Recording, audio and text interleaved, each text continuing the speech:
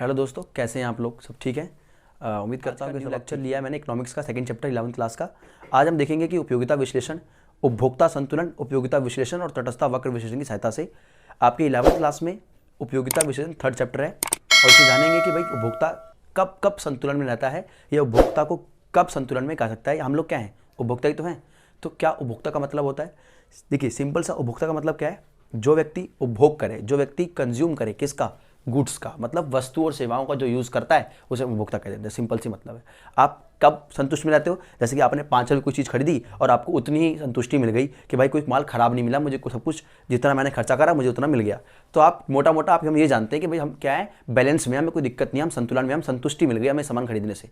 लेकिन आज हम जानेंगे कि इकोनॉमिक्स में इस चैप्टर को इसलिए डाला गया कि बच्चे को समझ में आए, एक इकोनॉमिक्स के स्टूडेंट को समझ में आना चाहिए कि एज अ कंज्यूमर कि तुम कब संतुलन में होते हो और कब असंतुलन में, मतलब कब आप बैलेंस स्थिति में होते हो और कब आप अनबैलेंस स्थिति में होते हो। चलिए स्टार्ट करते हैं। देखिए, उपभोक्ता संतुलन जो है ये दो तरीके से होता है। जो उपभोक्ता संतुलन है ये दो तरीके से किया जाता है। पहला, उपयोगिता विश्लेषण की सहायता से। किससे? उपयोगिता विश्लेषण की सहायता से। नोट करते रहना सर प्लीज। उपयोगिता विश्लेषण और तटस्थता वक्र की विश्लेषण की सहायता से। तटस्थता वक्र विश्लेषण की सहायता से, ठीक है जी। तो हमारा जो उपयोगिता विश्लेषण सहायता से है, हम पहले इस लेक्चर में आज इसी की बात करेंगे और सेकंड लेक्चर में बात करेंगे तटस्थता वक्र विश्लेषण के लिए, राइट। तो अब देखते हैं उपयोगिता विश्लेषण में मीनिंग क्या होता है। पहले बात करेंगे हम अर्थ की कि उपयोगिता का असल में मतलब क्या है। फिर हम बात करेंगे कि भाई इसका अवधारणा क्या है, मतलब इसकी उपयोगिता विश्लेषण का मतलब क्या हुआ, मतलब अवधारणा क्या है, हमारे इस चैप्टर में कितनी कितनी उपयोगिता से जुड़ी क्या बातें हैं। फिर हम बात करेंगे कि भाई आधार क्या है, माप संतुलन देखने का आधार क्या है। फिर हम बात करेंगे इसकी प्रकार कितने हैं। फिर हम बात करेंगे इसके रेखा चित्रीय प्रस्तुतिकरण की, मतलब ग्राफिकली प्रेजेंटेशन देखेंगे इसका, रेखा चित्रीय प्रस्तुतिकरण, राइट। इसका ग्राफिकल रिप्रेजेंटेशन देखेंगे, राइट। ये सिनॉप्सिस है जिसके ऊपर हमें चलना होगा। पहले हम मीनिंग देखेंगे इसका, फिर हम देखेंगे कंसेप्ट क्या है, फिर हम देखेंगे किस बेसिस पर बांटा गया है दो भागों में, फिर इसके हम प्रकार देख लेंगे और फिर इसका ग्राफ बना के देखेंगे किस तरह से ग्राफ में से वर्णित किया जाएगा, प्रेजेंट किया जाएगा, राइट। तो चलिए पहले स्टार्ट करते हैं मीनिंग से कि भाई इसका मतलब क्या है, उपयोगिता का मतलब किसे, उपयोगिता का क्या मतलब होता है। देखिए, उपयोगिता का मतलब क्या है। अगर हम उपयोगिता के इसका मतलब समझें तो क्या होता है, कुछ नहीं होता, सिंपल सा एक वर्ड है संतुष्टि। क्या होता है? संतुष्टि और संतोष। आप लोग जानते हैं कि मानवीय आवश्यकताएं क्या है, हम लोगों की रिक्वायरमेंट्स क्या रहती है, रोज बढ़ती रहती हैं। अभी साइकिल खरीदी तो फिर अब बाइक खरीदनी है, बाइक खरीदी तो कार खरीदनी है। हमारी जो आवश्यकताएं हैं वो दिन ब दिन बढ़ती है, लेकिन हमारे संसाधन तो सीमित है ना, हमारे पास पैसे तो सीमित है, लेकिन हमारी आवश्यकताएं, हमारी इच्छाएं क्या है। किसका मन नहीं करता ओडी में चला, ओडी खरीदे हम, किसका मन नहीं करता कि हम लंबोर्गिनी खरीदे, लेकिन पैसे तो नहीं है, इच्छाएं तो बहुत हैं लेकिन वो पैसे नहीं है इतने। मतलब हम मांग नहीं कहेंगे इस चीज को, हम क्या कहेंगे, हमारा इच्छाएं हैं। मतलब आप बहुत सी चीज की इच्छाएं करते हो लेकिन हर चीज वो मांग नहीं होती। मांग में अलग कंसेप्ट होता है, आपके पास उतने पैसे भी होने चाहिए और उतने संसाधन भी होने चाहिए। तो एक व्यक्ति, एक उपभोक्ता बाजार में जाता है जब, तो वो इस आधार में जाता है कि जिस चीज की मैं मांग करूंगा उतनी संतुष्टि मुझे मिल जानी चाहिए, उतनी उपभोग करने पर मुझे संतुष्टि प्राप्त हो गई तो मैं किस में मिल गया, मैं संतुष्टि स्तर पर आ गया, मैं उतने लेवल पर आ गया कि मुझे सेटिस्फेक्शन मिल गया। इसका मतलब क्या है? सेटिस्फेक्शन। आपने कोई सामान खरीदा, आपको उतने में मिल गया, आपने 5 रुपये खरीदा था और 5 रुपये तक की वो वैल्यू थी उसकी, ठीक है। तो क्या मिल गया आपको? संतुष्टि का स्तर। बस उपयोगिता का इतना ही मतलब होता है। अगर हम इसकी इकोनॉमिक्स में बात करें, इसे किस में नापा जाता है, इसकी इकाई क्या है, ऐसे कहते हैं ना इसमें साइंस में एसआई यूनिट, तो इसकी जो यूनिट है उसे माना जाता है यूटिल्स में। यूटिल्स में जैसे कि एग्जांपल बता दूं, देखिए मान लीजिए आपने बोला मैंने आटा खरीदा, तो कितना खरीदा? 5 किलोग्राम खरीदा, 6 किलोग्राम खरीदा, 7 किलोग्राम खरीदा, कितना आटा खरीदा भाई, ठीक है। वैसे ही आपको उपयोगिता, आपको किसी वस्तु के उपभोग करने से कुछ संतुष्टि प्राप्त हुई, आपको सेटिस्फैक्शन मिला, तो कितना सेटिस्फैक्शन मिला इसे पता लगाने के लिए हम इसमें यूटिल्स में बोलते हैं। 4 यूटिल्स, 5 यूटिल्स, समझ रहे ना बात को। अब हम इकाई कौन सी है? यूटिल्स है इकाई, याद रखना। मतलब उपयोगिता का अर्थ संतुष्टि, संतुष्टि को मापने का यंत्र या मापने की इकाई क्या है? यूटिल्स होती है, राइट। तो हमने देख लिया उपयोगिता का क्या अर्थ होता है। अब हम बात करेंगे इसके आधार की कि भाई उपयोगिता का क्या आधार है। मतलब इसे किस तरह से पता लगाया जा सकता है। तो इसके दो आधार बांटे गए हैं, एक है गणनावाचक और एक है क्रमवाचक। क्या है? क्रमवाचक। ठीक है, गणनावाचक और क्रमवाचक। अगर हम ये देखें कि इसे कहते हैं, इंग्लिश में बोलते हैं कार्डिनल और इसे कहते हैं ऑर्डिनल, राइट। तो भाई उपयोगिता, आपने कहा कि हम कोई सामान खरीदते हैं, उससे होने वाली जो हमें संतुष्टि मिलती है उसे हम यूटिल्स में नापते हैं, उसे हम, उसकी एक इकाई होती है यूटिल्स। तो यूटिल्स में नापते तो हैं, लेकिन कैसे नापते हैं? मतलब उसे भाई 1 2 3 4 इतनी यूटिल, 4 यूटिल, 5 यूटिल ये कहते हैं, या ये कहते हैं कि भाई अधिक संतुष्टि, कम संतुष्टि, एवरेज संतुष्टि, क्या है भाई? ये है या ये है कि 5 यूटिल्स मिली मेरे को आज, 6 यूटिल स्वतंत्र संतुष्टि मिली, 7 यूटिल संतुष्टि मिली। इसके ऊपर विचार पर क्या चल रहा था? मतभेद चल रहा था। दो अर्थशास्त्री, फेमस अर्थशास्त्री, एक है मार्शल और एक है हिक्स। दो और अर्थशास्त्री थे, एक थे मार्शल और एक थे हिक्स। इनके अलग अलग विचार थे इस मुद्दे पर। एक ने कहा कि हमारी जो यूटिल्स को नापने का तरीका होना चाहिए वो होना चाहिए गणनावाचक, मतलब कार्डिनल वे में होना चाहिए। एक ने कहा ऑर्डिनल होना चाहिए, मतलब कम, अधिक, एवरेज, इस वे में होना चाहिए। अगर हम इसकी बात करें तो इन्होंने कहा 1 यूटिल, 2 यूटिल, 4 यूटिल और सो ऑन, मतलब ऐसे होना चाहिए यूटिल्स को नापने के लिए। कि आपने कोई गोलगप्पे खाए तो आपको क्या हुआ? इतनी संतुष्टि मिली। तो भाई 5 यूटिल्स मिला मेरे को एक गोलगप्पे खाने से। फिर मैंने खाया बर्गर तो मुझे मिले 6 यूटिल्स 2 बर्गर खाने से। फिर मैंने खाया पिज्ज़ा तो मुझे मिले 8 यूटिल्स। क्या मिले? यूटिल्स क्या है? एक संतुष्टि की इकाई, सेटिस्फैक्शन की यूनिट है वो, याद रखना। उपयोगिता कुछ और चीज़ नहीं होती। यूटिलिटी मतलब आपने जिस चीज़ का उपभोग किया उससे मिलने वाली संतुष्टि का स्तर, लेवल ही उपयोगिता कहलाता है और कुछ नहीं है। यस, और उसे जिस इकाई में नापा जाता है उसे यूटिल्स कहते हैं। समझ में आ गया? तो अब इस पर ही मतभेद था कि भाई हम गणनावाचक रखें या क्रमवाचक रखें। तो एक मार्शल जी थे, उन्होंने कहा कि गणनावाचक होना चाहिए भाई साहब, ऐसे 2 यूटिल्स, 3 यूटिल्स, 4 यूटिल्स, 5 यूटिल्स। लेकिन विचारों के दोबारा दूसरे विचार आए थे, उनका नाम था हिक्स। क्या नाम था जी? हिक्स। इन्होंने क्या कहा? इन्होंने कहा गणनावाचक नहीं होनी चाहिए, गणनावाचक गलत हो जाएगा। गलत क्यों हो जाएगा? उन्होंने बताया कि आप पता नहीं लगा सकते ना कि कितनी यूटिल्स आपको मिलेगी, मगर ये पता लगा सकता कि अधिक कितनी मिली। एग्जाम्पल, जैसे मैंने आपको खिलाया अचार, आम का अचार खिलाया और फिर खिलाया रसगुल्ले। आप बताओ मुझे कि रसगुल्ले में आप अधिक बोलोगे या बोलोगे 5 यूटिल्स मिली मेरे को या 6 यूटिल्स मिली मेरे को? इन्होंने अपनी राय ऐसे दी, बोला आप ये तो बोलोगे ना कि मुझे रसगुल्ले खाने से अधिक संतुष्टि मिली है, अपेक्षा किसके? अचार से। जितनी अचार से नहीं मिली उतनी मुझे किससे मिली? रसगुल्ले से मिली। तो इन्होंने कहा हमें संतुष्टि के स्तर को, यूटिल्स को हमें नापना चाहिए किसमें? ऑर्डिनल वे में। मतलब ठीक है ना, ऑर्डिनल निकल जाएगा ऑर्डर बेस में, मतलब सीरियल वाइज, जैसे कि अधिक, कम, औसत, अधिकतम। हमें इस आधार पर, इस वे में बांटना चाहिए संतुष्टि के स्तर को। ठीक है, तो क्लियर हो गया। हमने उपयोगिता का पहले अर्थ देख लिया, फिर आधार देख लिया। अब हम देखेंगे भाई कि इसके प्रकार कितने हैं, उपयोगिता के प्रकार। और सबसे बड़ा खेल इसी चीज का है पूरे चैप्टर के अंदर। आपको 11वीं क्लास की माइक्रो इकोनॉमी के अंदर, माइक्रो इकोनॉमी मैंने पढ़ाया था पिछले लेक्चर में। माइक्रो इकोनॉमी बात किसकी करता है? उपभोक्ता की, कंज्यूमर की, कंज्यूमर के बिहेवियर की। और ये एक्चुअली कंज्यूमर बिहेवियर ही है कि उपभोक्ता संतुलन की स्थिति में कब आता है या उपभोक्ता असंतुलन की स्थिति में कब आता है। ठीक है, चलिए अब देखते हैं भाई प्रकार कितने हैं इसके। अगर हम प्रकार की बात करें तो इसके प्रकार को दो भागों में बांट रखा है। पहला है कुल उपयोगिता, टोटल यूटिलिटी। हम जो हिंदी बोलेंगे उसकी इंग्लिश बोलेंगे, जो टर्म है उसकी जरूर इंग्लिश बोलेंगे ताकि इंग्लिश मीडियम वाले बच्चे भी समझ सके क्या है। और इसे कहते हैं सीमांत उपयोगिता। सीमांत उपयोगिता मतलब टोटल यूटिलिटी और marginal utility, right? It means utility is divided into two types. First of all, total utility and marginal utility. Let's understand what is the difference between it. कि भाई इसके बीच में डिफरेंस किस चीज का है, अंतर क्या है? अंतर को समझने से पहले हम अर्थ समझ लेते हैं, मीनिंग समझ लेते हैं कि कुल उपयोगिता का मतलब क्या होता है। देखिए क्या लगा दिया, पहले बता दिया कुल। जैसे मान लो आपने खाया सेब खाया, आपने खाया केला, बनाना मतलब एप्पल खाया और बनाना खाया। आपने सेब पहले खाया तो सेब की पहली जब आपने खाया तो उसकी यूटिल्स मिली आपको 5।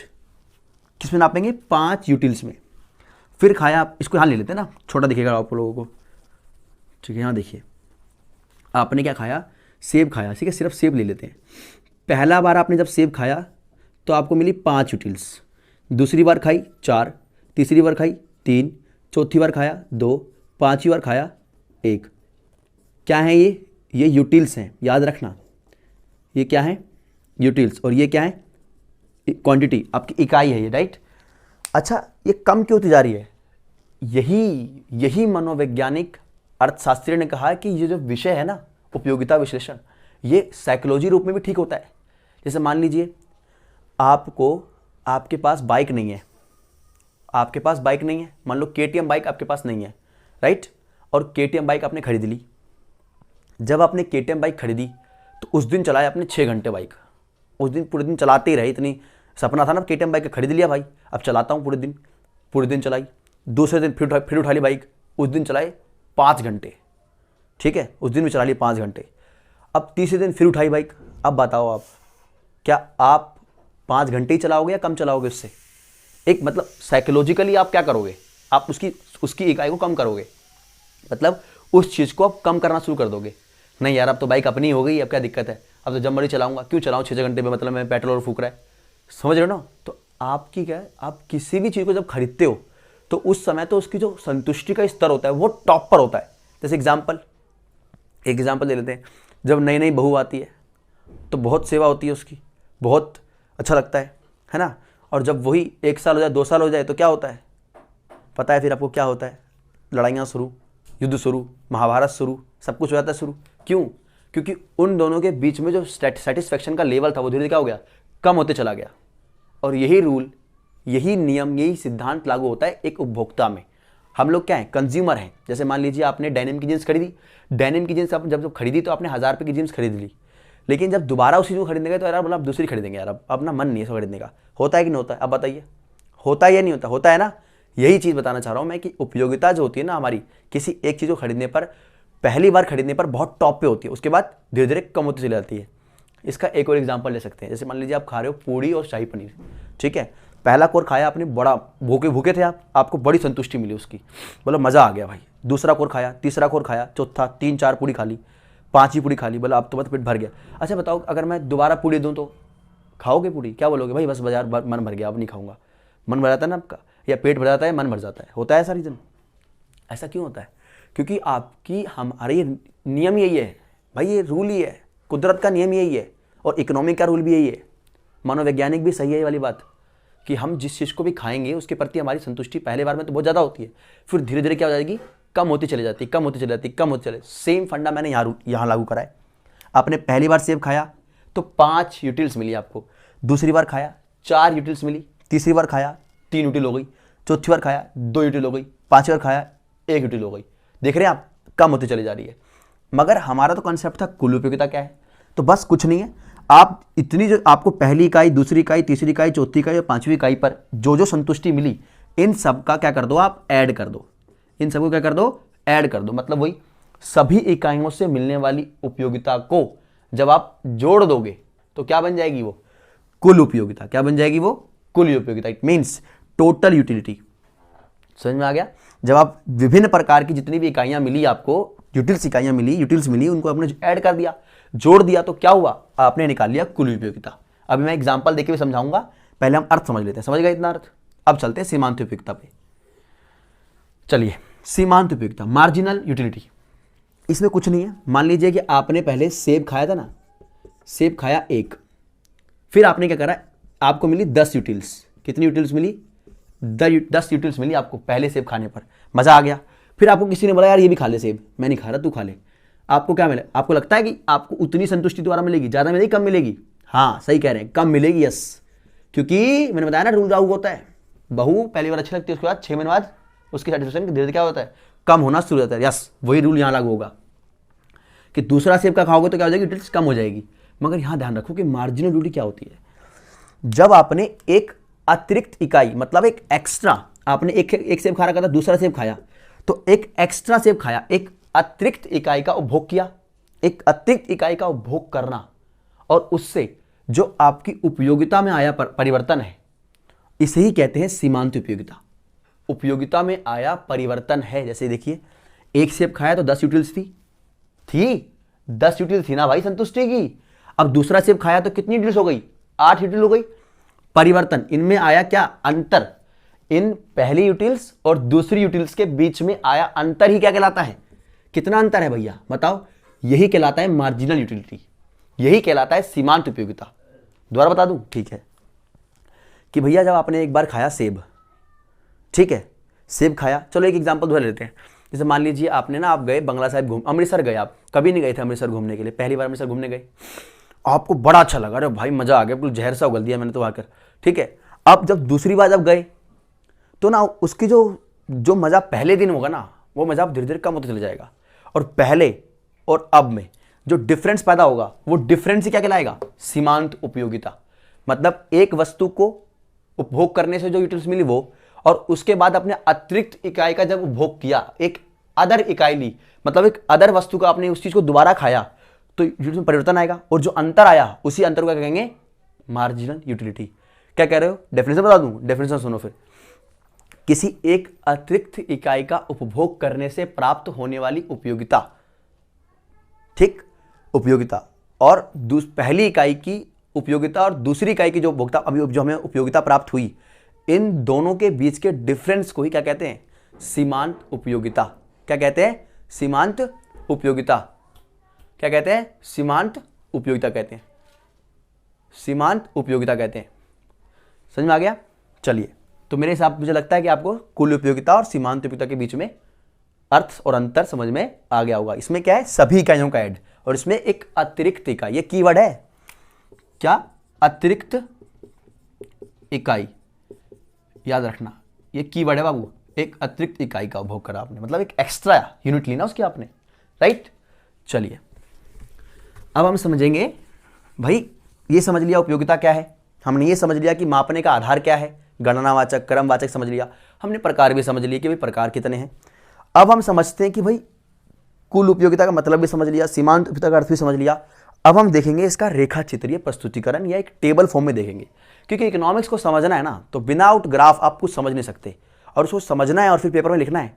एक ना, जब भी आप किसी आंसर को लिखोगे इकोनॉमिक्स में, तो अगर आपको उसका ग्राफ आता है ना, तो जरूर ग्राफ को वहाँ पर बना के आना जरूर, और उसका एक्सप्लेनेशन, दो तीन मिनट लगेंगे ग्राफ के लिए। इससे टीचर के ऊपर जो इंप्रेशन पड़ेगा वो बहुत अच्छा पड़ेगा, और आपके मार्क्स 200%, 2 से 3 मार्क्स पक्का बढ़ेंगे एग्जाम में टोटल में। याद रखना, ग्राफ अगर आपको आता हो तो ग्राफ जरूर बनाना चाहिए, राइट। तो चलिए स्टार्ट करते हैं। अब इसकी टेबल देखते हैं जरा एक बार, जो मैंने बातें कही उसको हम प्रैक्टिकल देख लेते हैं, राइट। हमने देखा क्वांटिटी है यहाँ पर, ठीक है, इकाई बोल लेते हैं इसको हिंदी में, इकाई या यूनिट कह लेते हैं इंग्लिश में। जो मैं हिंदी बोलूँगा इंग्लिश में बोलूँगा, टोटल यूनिट मतलब कुल उपयोगिता, इसे कहेंगे MU। मैं निकाल के दिखा देता हूँ, ठीक है। जैसे मान लीजिए ये हो गए, हमने 6 लिख लेते हैं, 3 4 5 6, राइट। अब इसको ले लेते हैं 0 1 2, 0 क्यों, चलो 0 ले लेते हैं, 1 3 4 5 और 6, राइट। आप बताओ, पहली बार में तो कुछ नहीं होगा, सेम रहेगा, कुछ नहीं होगा। पहली बार में जब आपने खाया ना, तो टोटल यूटिलिटी 8, दूसरी में 14, तीसरी में मान लो 18, चौथी में 20, पांचवी में भी 20, और छठी में क्या होगा, कम हो जाएगी बहुत, 18 हो गई। फिर MU का करा, पहली बार में तो सेम ही रहेगा, 8 ही रहेगा भाई। फिर क्या हुआ, अंतर हो गया इसमें क्या है, डिफरेंस पैदा हो गया, 6, इसमें 4, इसमें 2, इसमें 0, इसमें -2, राइट। अब देखो कैसे हुआ है काम। पहली बार आपने जब किसी चीज़ को खाया, सेब खाया, संतरा खाया, जो भी खाना खा लो भाई, कोई दिक्कत नहीं है, पहला खाया तो टोटल यूटिलिटी मिली आपको 8 यूटिल मिली। दूसरी बार आपने जब खाया उसी चीज़ को, तो आपको कितनी मिलनी चाहिए थी, 16 मिलनी चाहिए थी ना भाई, कितनी मिली, 14 ही मिली। मैंने कहा था ना कम हो जाएगा, बताऊंगा, इसका एक नियम होता है, ह्रासमान सीमांत उपयोगिता का नियम, ये बताऊंगा आगे।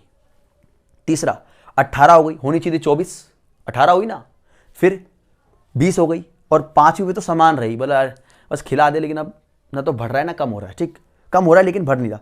और छठी पे तो मतलब उल्टी कर दी आपने, समझ रहे हो, बोला भाई उल्टी कर दी अब तो आपने, ठीक है, अब आपसे खाया ही नहीं जा रहा, पेट पूरा आफर चुका है। अब मार्जिनल यूटिलिटी क्या थी, मैंने क्या कहा था, जरा पीछे करके देखो, मैंने कहा था एक अतिरिक्त इकाई का उपभोग करने से प्राप्त होने वाली जो उपयोगिता होगी और जो पहली उपयोगिता है उसका अंतर क्या कहलाएगा, मार्जिनल यूटिलिटी कहलाएगा। तो देखो बाबू, हमने पहली 8 करी थी, पहली इकाई पे 8 प्राप्त हुआ, दूसरी इकाई पे 14 हुआ।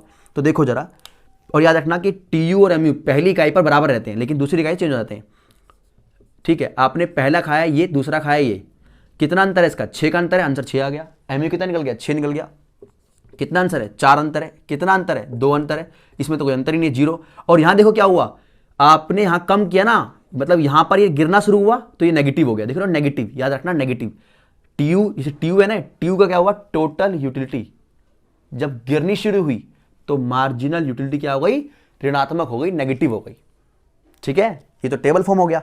अब हम इसका हम समझ लेते हैं कि भैया इसका ग्राफीय निर्धारण कैसे करेंगे। कुछ नहीं है, देखिए मान लीजिए ऐसे ले लिया हमने और ये ऐसे ले लिया, राइट, ठीक। हमने इसको x मान लिया, इसे हमने y मान लिया, इसे भी हमने y मान लिया, इसे हमने x मान लिया। एक रफली ले लेते हैं, रफली, जैसे कि यहां मान लेते हैं हमारा 20 है, ठीक, और यहां मान लेते हैं ऐसे। स्केल की सहायता से मैं आपको बता देता हूं कैसे करना है इसको, ठीक है। जैसे मान लीजिए यहां ले लेते हैं ना, यहां से, अभी बताता हूं, एक मिनट।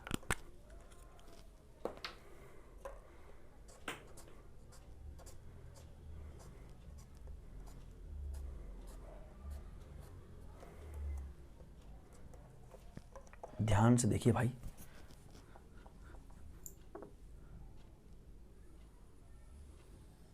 ठीक। अब देखिए, अभी पूरा समझ में आ जाएगा यहीं पर ही, कुछ नहीं, अब सारा खेल खत्म है। अब सॉरी, हाँ देखिए, अब देखो, आपने पहली इकाई खाई, देखिए ये एमयू है आपका, ये एमयू है, ये आपका टीयू है, ठीक। ये माइनस में आ गया टीयू, यहाँ पर देखो -2 लिख देता हूँ, ठीक, यहाँ लिख दिया मैंने 20। जरा यहाँ से अब इसका संबंध है, ये टीयू और एमयू के बीच में रिलेशन। अभी हमने टीयू और एमयू के बीच में अंतर समझा था, अब इनके बीच का संबंध देख लेते हैं। 6 मार्क्स का क्वेश्चन पूछा जाता है, 6 नंबर का क्वेश्चन पूछा जाता है इकोनॉमिक्स में, पूछा गया था जब मैं था, मेरे टाइम में पूछा गया था 6 मार्क्स का क्वेश्चन कि भाई टीयू और एमयू के बीच में क्या संबंध है बताइए, ग्राफीय प्रस्तुतिकरण की सहायता से। तो वही बता रहा हूँ, पहले टेबल बता दी, अब इसका ग्राफ देखो। देखिए इसका ग्राफ कैसे बनेगा। आपने स्टार्ट करा बढ़ना, देखो यहाँ से स्टार्ट हुआ था, बढ़ रहा था, यहाँ से देखो बढ़ रहा है ना, तो ये भी बढ़ रहा है, ये गिर रहा था, ठीक। और यहाँ पर क्या हुआ, ये अधिकतम हो गया, देखो 20 वाली पोजीशन पर, यहाँ पर क्या है, सबसे टॉप पर है, टीयू किस पे है, टॉप पर, लेकिन ये किस पे है, 0 पे, ये 0 पे है। जब एमयू 0 पे था तो टीयू किस पे, अधिकतम है। जब एमयू 0 पे है तो टीयू अधिकतम है। जब एमयू गिर रहा है तो टीयू बढ़ रहा था, ठीक, लेकिन घटती दर से बढ़ रहा था। घटती दर से बढ़ना क्या होता है, मतलब वही कि 8 से 16 होना चाहिए था, क्या हुआ, 14 हुआ, इसे कहते हैं घटती दर से बढ़ना, ठीक है। और जब ये 0 था तो ये क्या हुआ, अधिकतम था। जैसे ही टीयू गिरना शुरू हुआ क्या हो गया, ऋणात्मक हो गया। देखो यहाँ पर जैसे ये 20 था, कम हो गया बहुत, गिरना शुरू हुआ ना टीयू, ये टीयू है, ये गिरा नीचे तो ये क्या हो गया, ऋणात्मक हो गया, माइनस हो गया। यही -2 क्या है, आपका नेगेटिव पॉइंट हो गया। तो यही पूछते हैं वो लोग, समझ बताओ, तीन बातें बोलनी है आपको। क्या बोलनी है कि टीयू जब एमयू गिरता है, जब टीयू घटती दर से बढ़ता है, जब एमयू गिर रहा होता है। जब एमयू 0 होता है, मतलब सीमांत उपयोगिता 0 होती है, तो टीयू किस पे होता है, टॉप पे होता है, अधिकतम होता है, देख रहे हो। और जैसे ही टीयू गिरना शुरू करता है वैसे ही एमयू क्या होता है, ऋणात्मक हो जाता है, नेगेटिव हो जाता है। वही उल्टी वाली बात हो गई, ठीक है। एमयू की जगह ऋणात्मक, एक अतिरिक्त इकाई और बुक करा, सीधा ले भाई उल्टी ले, समझ में आया। तो पूरी उल्टी कर दी बंदे ने, ऋणात्मक का मतलब सीधा सा मतलब ये हुआ। तो हमने ये देख लिया। तो अभी तक आपको समझ में आया यहाँ तक कि टीयू एमयू का अंतर, फिर टीयू और एमयू के बीच में अंतर देख लिया। उसके बाद यस और टीयू और एमयू का अंतर देखा, और फिर हमने देखा कि टीयू और एमयू के बीच में रिलेशन।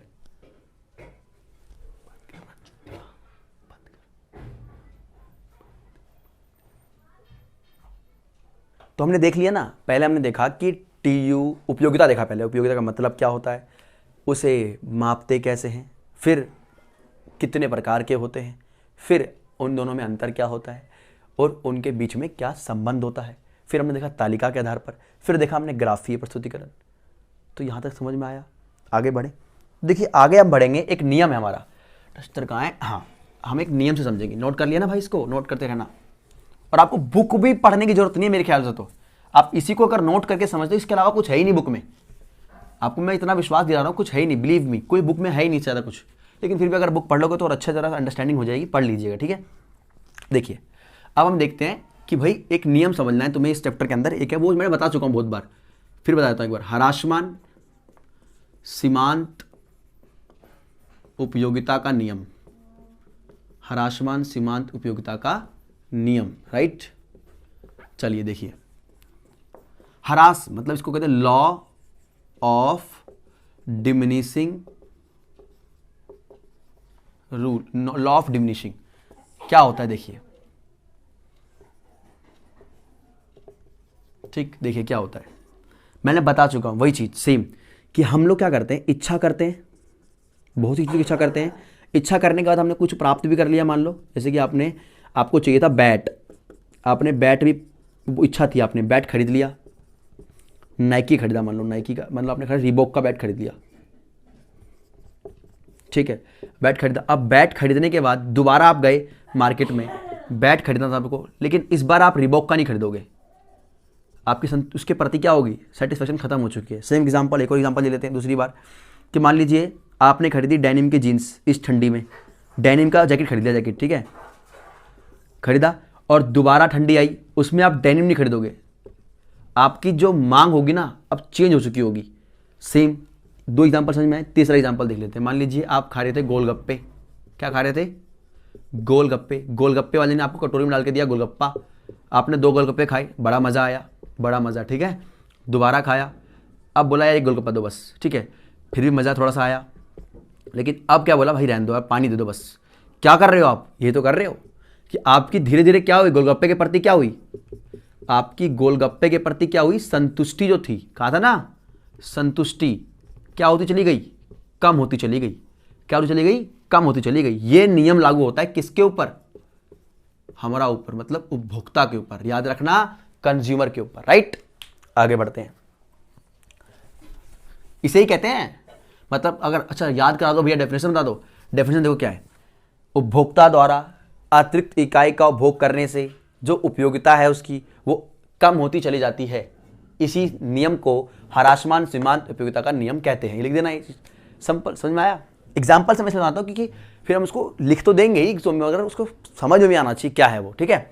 आगे देखते हैं, आगे कुछ नहीं है, आगे बस थोड़ा सा रह रहा है कि भाई उपभोक्ता कब संतुलन की अवस्था में आता है। पूरे चैप्टर का निचोड़ क्या है भाई, उपभोक्ता संतुलन की स्थिति में कब आता है। उपभोक्ता हमारा जो कंज्यूमर है, हम लोग मतलब कि इक्विलिब्रियम, मतलब इक्विलिब्रियम पॉइंट पर हम कैसे रहते हैं, कब रहते हैं, ठीक है, वो देखेंगे। देखिए कुछ नहीं है, जैसे मान लीजिए आपको मिली आय, आपको मिली सैलरी मिली, ठीक है, आप गए मार्केट, ठीक है, मार्केट गए आप, आपकी सैलरी मिली, आप मार्केट गए, भाई बहुत बढ़िया, मार्केट गए, आपको सैलरी मिली 5,000 रुपये, चल मान लेते हैं, इतनी महंगी ना बोलो, कम ले लेते हैं, ठीक है, मान लेते हैं हम, सैलरी मिली आपको 4 रुपये मिली, कितने रुपये मिली, 4 रुपये मिली, 4 रुपये मिली सैलरी, मतलब सैलरी तो नहीं मिलेगी 4 रुपये, लेकिन मान लेते हैं 4 रुपये आपके पास, ठीक है, मार्केट में गए 4 रुपये लेके, वैसे आज के ज़माने में 4 रुपये कुछ होगा तो नहीं, फिर भी मान लेते हैं हम पढ़ाने के लिए कि 4 रुपये लेके गए, ठीक है, और 4 रुपये में आपने खरीदी 3 चीज़ें, कितनी चीज़ें खरीदी,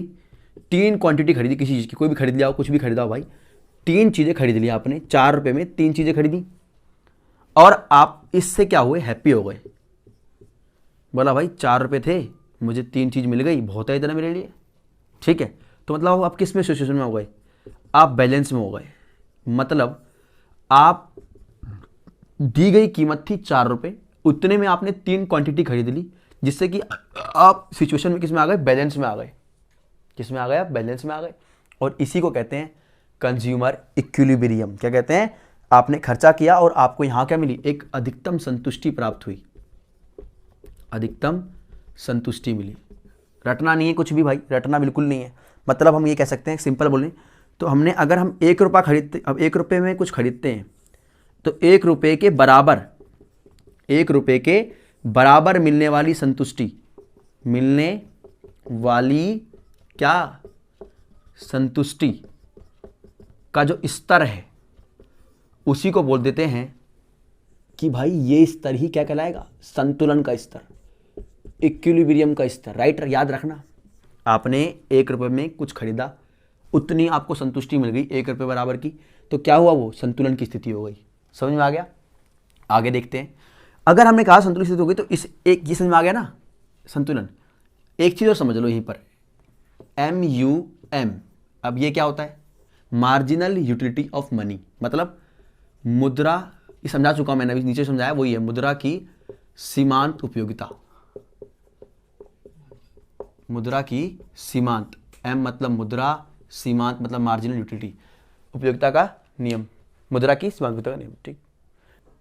तो मुद्रा की सीमांत उपयोगिता क्या है ये जान लेते हैं हम, क्योंकि ये भी क्वेश्चन पूछ लिया जाता है 1 मिनट 1 नंबर में कि भाई मार्जिनल यूटिलिटी ऑफ मनी क्या किसे कहते हैं, मुद्रा की सीमांत उपयोगिता किसे कहते हैं। ये आपके चैप्टर में था तो मैं उसे बता देता हूँ।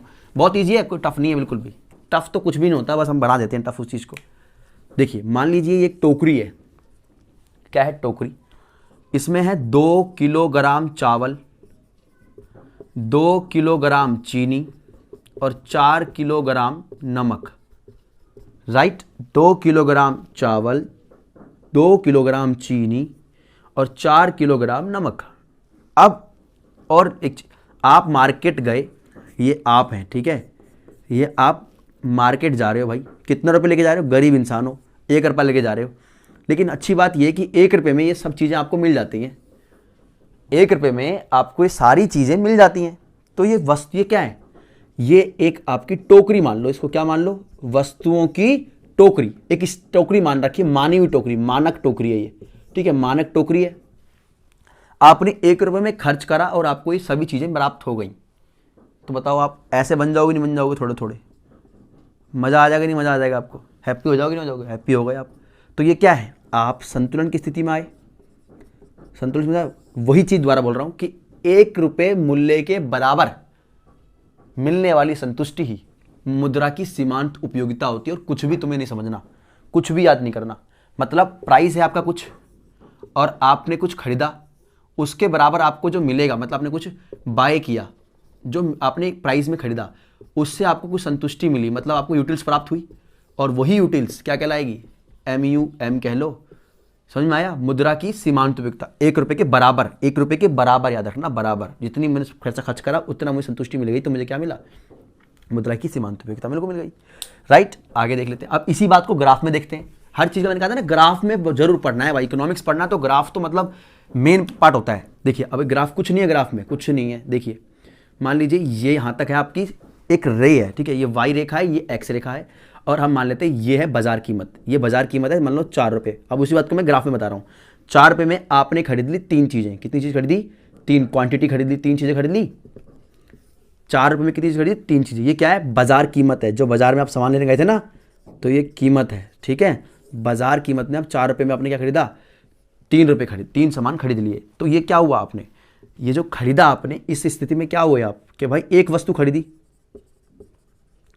उतनी संतुष्टि मिली उसकी, तो आप क्या कहलाए, MUX अपॉन में PX, मतलब प्राइस X कीमत का प्राइस और सीमांत उपयोगिता किसी X वस्तु की किसके बराबर है, PX के बराबर है। तो आप एक वस्तु की स्थिति में क्या हो, सॉरी किसके बराबर है, MUM के बराबर है, मुद्रा की सीमांत उपयोगिता के बराबर है, मुद्रा की सीमांत उपयोगिता के बराबर है आपका सीमांत उपयोगिता किसी वस्तु की, और कीमत जितना आपने खर्चा किया उतनी आपको संतुष्टि मिल गई, मतलब बराबर, इसके बराबर संतुष्टि मिली, तो क्या हो, आप संतुलन की स्थिति में हो। तो ये पॉइंट आपका कौन सा कहलाएगा, इक्विलिब्रियम पॉइंट, राइट। आपका ये इक्विलिब्रियम पॉइंट हो गया, याद रखना ये पॉइंट कौन सा होगा, इक्विलिब्रियम पॉइंट, ठीक है। चलिए ये, और आप इससे ऊपर अगर आपको इससे कम में मिल गया सामान, अधिक सामान मिल गया, तो आप सरप्लस की स्थिति में हो, किसी स्थिति में हो, सरप्लस की स्थिति में, राइट। तो हमने ये भी देख लिया मुद्रा की सीमांत उपयोगिता क्या होती है, हमने ये भी देख लिया कि भाई मुद्रा की सीमांत उपयोगिता की ग्राफीय निर्धारण कैसे करेंगे, हमने देख लिया उपयोगिता का क्या अर्थ होता है, हमने ये भी देख लिया कि उपयोगिता का प्रकार कितने हैं, उपयोगिता के उनमें अंतर क्या होता है, उनके बीच संबंध क्या होता है। अब एक चीज़ और देख लेते हैं, सिंपल सी बात है, कुछ भी नहीं है। अगर हमने एक वस्तु खरीदी तो PX, 2 वस्तु खरीदी तो PY, ठीक है, मतलब price of X, price of Y। और अगर हमने एक चीज़ खरीदी तो भाई उसकी भी कुछ मिली होगी, संतुष्टि मिली होगी हमें, और इसकी भी मिली होगी, हमें इसकी भी संतुष्टि मिली होगी ना, मिली होगी, पक्का मिली होगी। तो भैया आपने एक वस्तु खरीदी तो आपको हुआ MUX अपॉन में PX, राइट।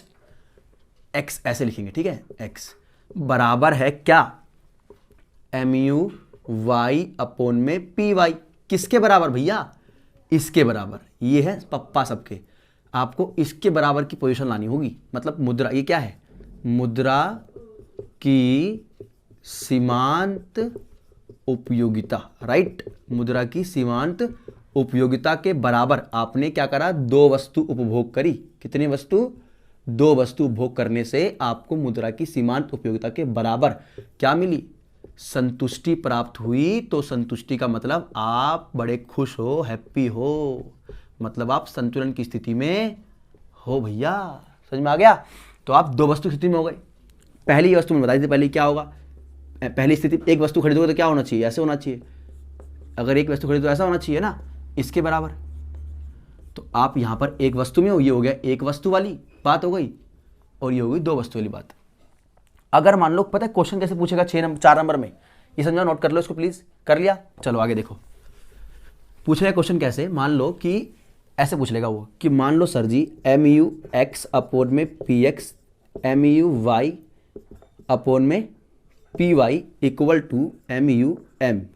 नहीं, बराबर तो है नहीं ना, अभी ज़्यादा रखा है। वो बोले अगर ऐसी स्थिति हो, मतलब किसी कोई उपभोक्ता है, मान लो आपका नाम है अमन, अमन ने आलू खरीदा, वो आलू के प्रति ज़्यादा उसकी संतुष्टि मिली, उसको आलू के प्रति ज़्यादा इकाई उसने खरीदी, आलू की प्राप्त होने वाली संतुष्टि अधिक है किसकी अपेक्षा, प्याज की अपेक्षा, ठीक है। तो बताओ हम इसे इस पोजीशन में कैसे लेकर आएं, पूछता है इस पोजीशन में कैसे लेकर आएं, ग्रेटर देन को इक्वल कैसे बनाएं। कुछ नहीं करना आपको तो मैंने एक नियम सिखाया है ना। कौन सा नियम, ह्रासमान सीमांत उपयोगिता का नियम। याद करिए थोड़ा सा नियम क्या था, आप किसी एक वस्तु की अतिरिक्त इकाई का उपभोग करते जाओगे, आपका मन उससे दूर हटता जाएगा। तो मैं क्या बोलूँगा कि भैया ऐसा करो, आलू का आप उपभोग और करो थोड़ा सा, मैं आलू का उपभोग और बढ़ा दूंगा। जैसे ही आलू का उपभोग बढ़ाते चले जाऊंगा, आपकी आलू के प्रति क्या हो जाएगी, जो संतुष्टि का स्तर होगा वो कम होते चले जाएगा। और फिर आप क्या किसको खरीदोगे, प्याज को खरीदना शुरू कर दोगे। और आप प्याज को खरीदना शुरू करोगे तो आलू के बराबर क्या आ जाएगी, प्याज की भी सिचुएशन आ जाएगी। तो क्या हुए, आप आए कि नहीं आए उसमें, सिचुएशन में आ गए संतुलन की। आप जितना आलू खरीदोगे उतना ही प्याज खरीदोगे। तो क्या बोलूंगा, मैं बोलूंगा ऐसी स्थिति में एक विवेकशील उपभोक्ता को X वस्तु का अधिक उपभोग करना चाहिए, ताकि इसमें ह्रासमान सीमांत उपयोगिता का नियम लागू होगा। जैसे जैसे वो उपभोक्ता X वस्तु की अतिरिक्त इकाई का उपभोग करते जाएगा, उससे मिलने वाली संतुष्टि का स्तर उसके लिए कम होते चले जाएगा, और फिर वो खुद स्वयं उपभोक्ता Y वस्तु की तरफ उन्मुख करेगा, और वो धीरे धीरे ऐसी अवस्था में आ जाएगा कि वो MUM के बराबर आ जाएगी। और जैसे ही वो MUM के बराबर आएगा, एक उपभोक्ता MUM के बराबर अगर ऐसी सिचुएशन आ गई तो इसका मतलब उपभोक्ता अब संतुलन की स्थिति में है। तो हमने क्या देखा इस चैप्टर में, उपभोक्ता को कब संतुलन की स्थिति में होता है, देख लिया ना कि भाई कंज्यूमर कब होता है सेटिस्फेक्शन, तब होता है जब ऐसा होता है। ऐसा क्या होता है बता दिया मैंने, क्या क्या होता है। अब वो घुमा दे तो इस तरफ तो कुछ नहीं, अगर मैं इसके टाका ऐसे कर दूं, बोल दूं वाई, प्याज को बढ़ा दूं मैं ऐसे, तो कुछ नहीं करना। अब वो वाई वस्तु को वो बढ़ता रहेगा, इतना बढ़ाएगा कि धीरे धीरे इकाई कदम चली जाएगी, उसकी संतुष्टि कम हो जाएगा, फिर वो एक्स बढ़ा देगा, फिर ऐसे करते करते दोनों में क्या हो जाएगी, बराबर की पोजीशन आ जाएगी। तो आज के लेक्चर में हमने उपयोगिता विश्लेषण की सहायता से उपभोक्ता संतुलन को समझा, और अगले लेक्चर में हम देखेंगे तटस्थता वक्र विश्लेषण की सहायता से उपभोक्ता संतुलन। मैंने ये कहा था, अब मैं इस लेक्चर का एंड कर रहा हूं कि उपभोक्ता संतुलन की स्थिति में कैसे रहता है। उपभोक्ता संतुलन की स्थिति में दो तरीके से रहता है, पहला उपयोगिता विश्लेषण की सहायता से, और दूसरा तटस्थता वक्र की विश्लेषण की सहायता से। हम दो तरीके से करते हैं विश्लेषण संतुलन को, पहला उपयोगिता विश्लेषण से और तटस्थता वक्र विश्लेषण से। हमने इसमें देखा उपयोगिता विश्लेषण से, तो अब देखेंगे अगले लेक्चर में तटस्थता विश्लेषण से, तटस्थता वक्र विश्लेषण से। अभी देखा उपयोगिता वक्र विश्लेषण से, राइट। हमने इसमें ये देखा इसका मीनिंग क्या होता है, इसको मापते कैसे हैं, फिर इसका प्रकार कितने होते हैं अंतर क्या है, फिर देखा संबंध क्या है, फिर हमने देखा कि इसका संबंध क्या देखा कि भाई एक नियम देखा, ह्रासमान सीमांत उपयोगिता का नियम देखा, फिर हमने पोजीशन देखी कि भाई कब संतुलन में आता है और अगर संतुलन में नहीं होता तो फिर क्या करना पड़ता है। ये सारी चीज़ें हमने देख ली। हमने इसमें भी देखा कि एक वस्तु में और दो वस्तु में, और एक और देखी कि भाई मुद्रा की सीमांत उपयोगिता का क्या अर्थ होता है, मतलब MUM का मतलब क्या है, मार्जिनल यूटिलिटी ऑफ मनी।